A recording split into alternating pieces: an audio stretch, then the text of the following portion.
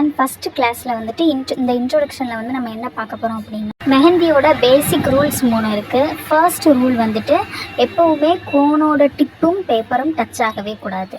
இதுதான் வந்துட்டு மெஹந்தியோட first rule. எப்போவுமே நம்ம யூஸ் பண்ணுற மெஹந்திக்கும் பேப்பருக்கும் டிஸ்டன்ஸ் இருக்கணும். டிஸ்டன்ஸ் இல்லாமல் மெஹந்தி போடவே கூடாது.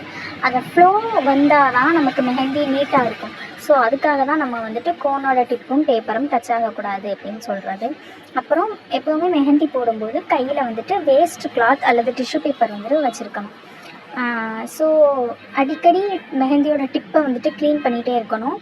அப்போது தான் நமக்கு உள்ள ஸ்டக் ஆகாமல் ஏர் பிளாக் ஆகாமல் நீட்டாக வரும், ஃப்ளோ நீட்டாக கிடைக்கும். போட்டு காட்டுற மாதிரி கோனோட டிப்பும் பேப்பரும் வந்துட்டு டச் ஆகி போடவே கூடாது. டச் ஆனால் அது உங்களுக்கு ஒரு மாதிரி ஸ்மஜ் ஆன மாதிரி தெரியும். உங்களோட டிசைன் வந்துட்டு நீட்டாக இருக்காது. அதுக்காக தான் ஸ்டார்டிங்லேருந்தே உங்களுக்கு வந்துட்டு ப்ராக்டிஸ் கொடுக்க ஆரம்பிக்கிறது. ஸோ டச் பண்ணாமல் போடுங்க. ஃபஸ்ட்டு ஸ்டார்டிங்கில் நீங்கள் கோனுக்கு எந்த அளவுக்கு ப்ரெஷர் கொடுக்குறீங்களோ, நீங்கள் லைன் போட ஸ்டார்ட் பண்ணும்போது எந்த அளவுக்கு ப்ரெஷர் கொடுக்குறீங்களோ அதே ப்ரெஷரை எண்டு வரைக்கும் கொடுத்தீங்க அப்படின்னா நீட்டாக உங்களுக்கு வந்துட்டு லைன் கிடைக்க ஆரம்பிச்சிடும். இதை நீங்கள் ப்ராக்டிஸ் பண்ணிவிட்டு அப்புறம் கிளாஸ் 1 ப்ராக்டிஸ் பண்ண ஸ்டார்ட் பண்ணுங்கள். நம்ம சேனலை சப்ஸ்கிரைப் பண்ணி வச்சுக்கோங்க. அப்போ தான் இது மாதிரி போக கிளாஸ் 1 கிளாஸ் 2 அப்படின்னு எல்லாமே உங்களுக்கு நோட்டிஃபிகேஷனோட வந்து சேர்க்கும்.